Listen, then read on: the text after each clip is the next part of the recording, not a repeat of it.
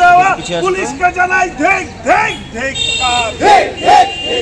শিক্ষকদের সমস্ত মানুষ এক হও। শিক্ষকদেরকে পেটানো গণতন্ত্রের নমুনা অবিলম্বে পুলিশ জবাব দিতে হবে।